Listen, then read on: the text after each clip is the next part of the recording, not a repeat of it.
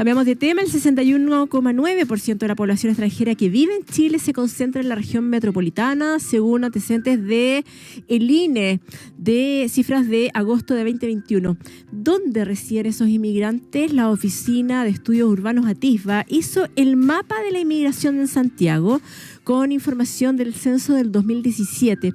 ¿Qué dice esa investigación? La columna de hoy de Caroline Iribarne, arquitecta, magíster en asentamientos humanos y medio ambiente, socia de ATISBA. Muy bienvenida, Caroline, ¿cómo estás? Muy bien, gracias, Rita. ¿Y tú?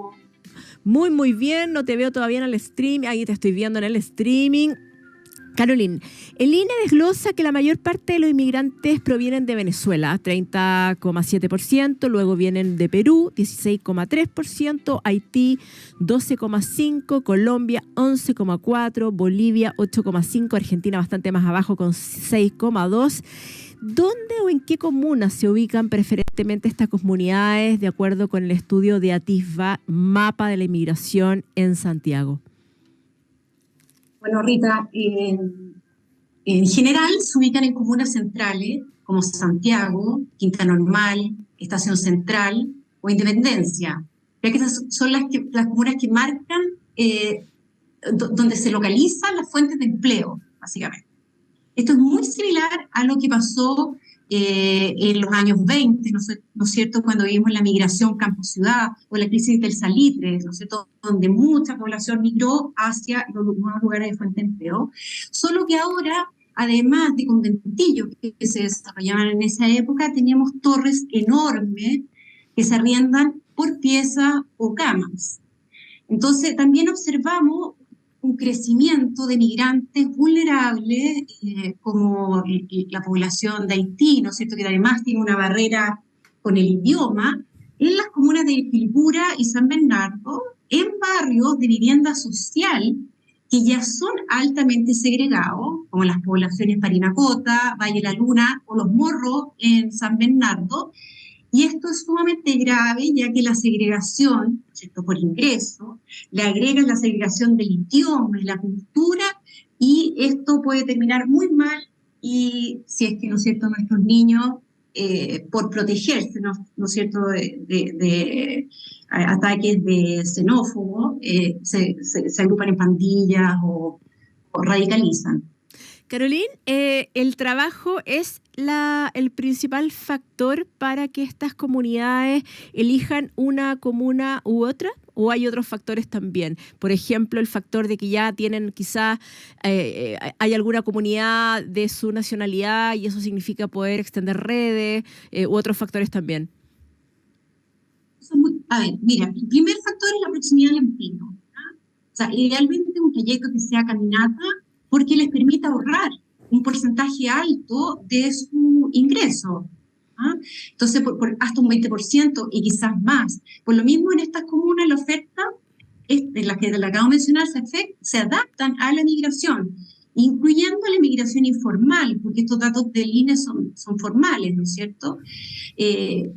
Pero en el fondo, en estas comunas ellos pueden pagar en efectivo, son precios a veces que son sumamente caros para ellos mensualmente, y pueden arrendar sin contrato. O sea, la informalidad que existe, ¿no es cierto?, que nosotros vemos en el comercio, también lo vemos en la vivienda. Y otro factor que va arraigado a la consolidación ya de esta tendencia, porque nosotros partimos con el informe del 2017, donde empieza la ola migratoria, y al 2022, ¿ah?, que es el informe con los datos de 2021 que tú acabas de mencionar, la población migrante se duplicó, ¿ya? O sea, pasamos de 700.000 en Chile a 1.000.000, casi 400.000, si no me equivoco.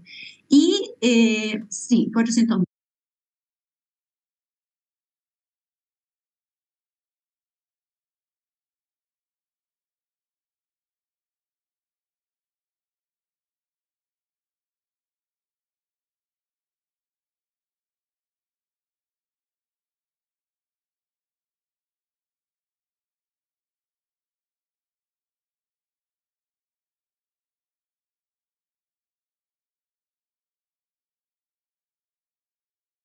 Pudimos utilizar. Exactamente. Carolina Iribarne, arquitecta, magíster en asentamientos humanos y medio ambiente asociativa. Estamos revisando el estudio que realizó Atisba respecto de este mapa de la inmigración en Santiago. Me gustaría entender, Carolina, si tomamos en cuenta las tres primeras migraciones en Chile, me refiero a la migración venezolana, colombiana y haitiana, ¿predominan en ciertos sectores una y otra, en ciertos sectores de la capital, una y otra migración? Efectivamente, hay una cierta concentración, independiente que hay un mix, ¿no es cierto? Pero hay comunidades que son más determinantes en ciertos sectores. Por ejemplo, en Atisba cruzamos los datos del censo 2017, que incluyó la nacionalidad, ¿no es cierto? Y vimos la concentración más relevante. Los migrantes de Perú y Colombia, te podemos decir que viven en Recoleta, Independencia, y la parte norte, algunos, no sé, su mayoría, y la parte norte de la comuna de Santiago. La comunidad venezolana, que es la más grande, ¿no es cierto?, que tenemos, se concentra en la comuna de Santiago, al sur de la Alameda, en los barrios de Santa Isabel, San Isidro, ¿no es cierto?, donde están estas torres grandes, donde están los sacramentinos, por decirlo, el parque. También se concentra en la estación central, y muchos en Ñuñoa, que lo más probable es que sean profesionales de mayor ingreso. Y la comunidad haitiana, nuestro estudio lo pudimos localizar en Estación Central, ¿ya? Los Espejos, Quilicura, San Bernardo. Pero como te decía, lo que nos preocupa mucho es que viven en bloques de vivienda social que finalmente han sido dejados o lo arriendan, pero que tienen un alto nivel de segregación. Entonces, hay un elevado riesgo de ghettificación, que se transformen en guetos. Perfecto. Y esta división del territorio por parte de estas comunidades tiene que ver, estoy pensando un poco como medio desde el cine, ¿no? Que uno también ve lo que ha pasado en algún minuto con la migración en Nueva York, que se empieza a tomar, no sé, están los barrios irlandeses, el Chinatown, está el barrio italiano. Eso tiene que ver también con un quehacer, me imagino, de comunidad, de redes, pero también tiene que ver como que va generando, ¿no es cierto?, una cierta cultura, ¿no? Un arraigo a ese territorio determinado y una producción también de servicios que, digamos, alimenta esa comunidad. Sí, ahora es verdad, hay un tema también de expulsión por el precio del suelo. O sea, las comunidades venezolanas tienen más preparación, ¿no es cierto?, profesional en su mayoría. Como de todo, hay de todo, pero entonces ellos son capaces, aunque vivan varias familias juntas, poder pagar, ¿no es cierto?, un arriendo en el centro. El centro está carísimo hoy en día, aunque vivan en un microdepartamento. La población haitiana, que probablemente viene menos capacitada, no es mi especialidad, pero así debe ser, puede aspirar a sectores más económicos, ¿cierto?, donde el arriendo es más económico, y finalmente terminan en piezas, galpones. Bueno, hay muchos reportajes de cómo habitan los migrantes, ¿cierto? Sí, nos queda claro que la comunidad haitiana es la más vulnerable. No solamente está el factor económico, está el factor del idioma, pero también me ha tocado entrevistar a haitianos migrantes y también dan cuenta de que el clima de Santiago les pega bien fuerte en lo emocional y también justamente en temas de salud. No están acostumbrados, por ejemplo, a los inviernos o a los otoños santiaguinos, y eso es también un factor importante, ¿no es cierto?, en la vida cotidiana. Ahora, Carolina Iribarne, concentrémonos mejor en el tipo de viviendas, que es interesante también porque finalmente también la experiencia migrante da cuenta de que estas personas no solamente, claro, tienen trabajos bastante precarizados, ¿no es cierto?, informales, sino que tienen que arrendar un espacio, sino que además estas personas suelen mandar plata a sus respectivas familias que se quedan, ¿no es cierto?, en sus países de origen. En ese sentido, ahondemos en cómo son las viviendas en general de estas comunidades más vulnerables. ¿Y cuáles son los peligros también que se generan en la ciudad justamente por esta vulnerabilidad? Sí, bueno, hay de todo, en Estación Central, en el sector de los terminales, ¿no es cierto?, hemos visto piezas, galpones adaptados, hay algunos reportajes de CIPER, con residencias que en el fondo no cumplen absolutamente nada, que están tuburizadas muchas veces, mientras que en otros sectores como la Alameda, Ecuador, hay microdepartamentos, digamos, son pequeños, hasta 17 metros cuadrados, 20 metros cuadrados, en estos famosos guetos verticales, donde puede vivir más de un hogar en un departamento. En Recoleta e Independencia hay muchas casas viejas, en piezas, ¿cierto? Hay bastantes CITES similares a los que existían hace 100 años. Ahí también hay una comunidad, la comunidad proveniente del Perú, a veces también tiene vinculación con La Vega, etcétera. Después en Santiago también están esas viviendas y departamentos con precios, bueno, muy diversos.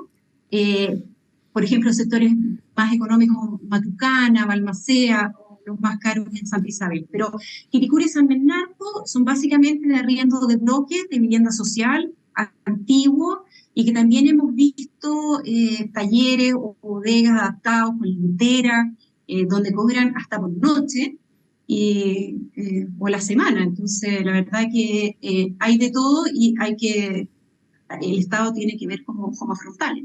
Sí, ahí te quería preguntar porque por la experiencia internacional que tiene que ver no solamente con la migración, cómo se conoce acá en Chile, que tiene que ver, ¿no es cierto?, con crisis sociopolíticas, económicas de los países que generan hacia nuestra frontera esta migración, sino, por ejemplo, en Europa la migración debido a conflictos bélicos.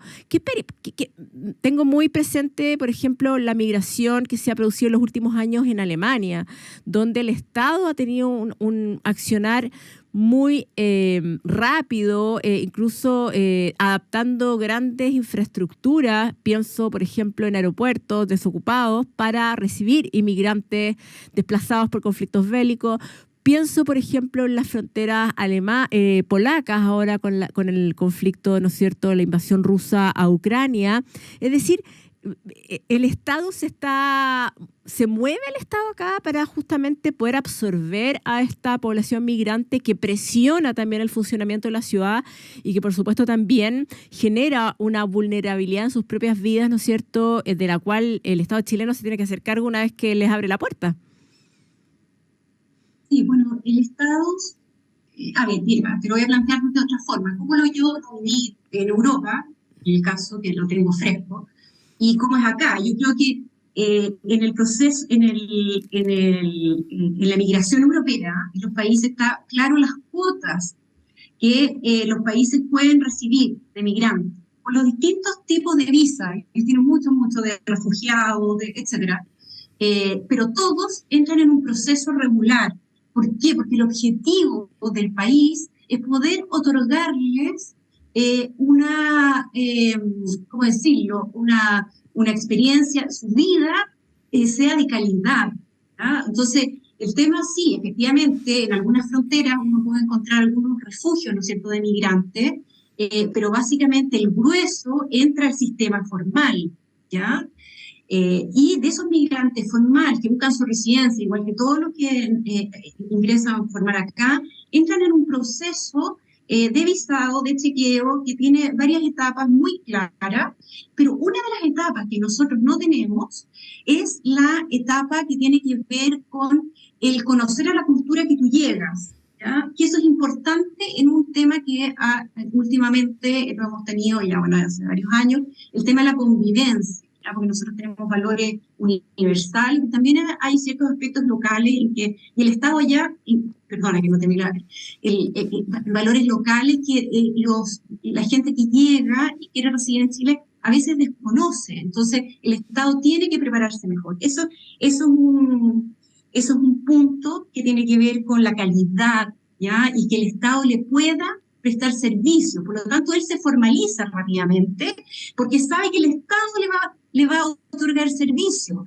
Por lo tanto, no tratan de escapar a la informalidad, sino todo lo contrario, tratan de formalizarse para poder entrar en un sistema en que el Estado les otorga, de acuerdo a sus ingresos o poco, una cierta cantidad de beneficios de educación, de salud, de descuentos de vivienda, o sea, ¿me entiendes? hay un Estado que te apremia, por decirlo de alguna manera, o te retribuye si tú eres formal. ¿Te fijas? Entonces, yo diría que esas son como las dos. Bueno, o sea, ahora en Chile sí, yo he visto el Estado desplegado, pero más, con poca acción concreta. A ver, desplegado como en la política pública, en que sí, usted tiene deberes, perdón, usted tiene todos estos derechos.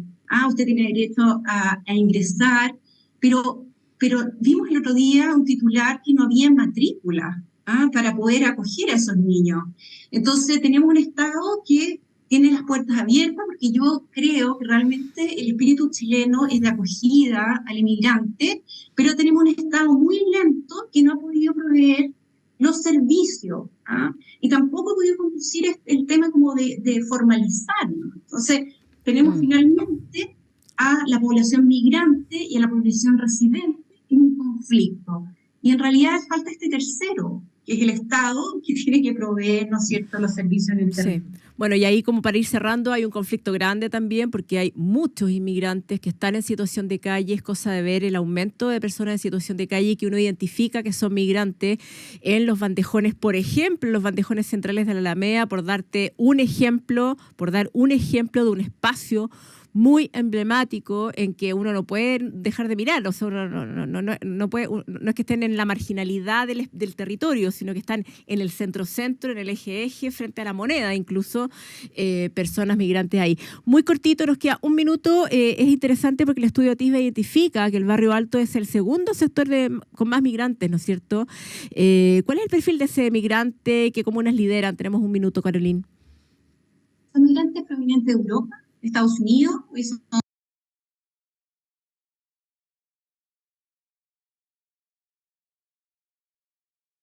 Río Mapuche, Bilbao, también Ñuñoa, en el eje de Razabal.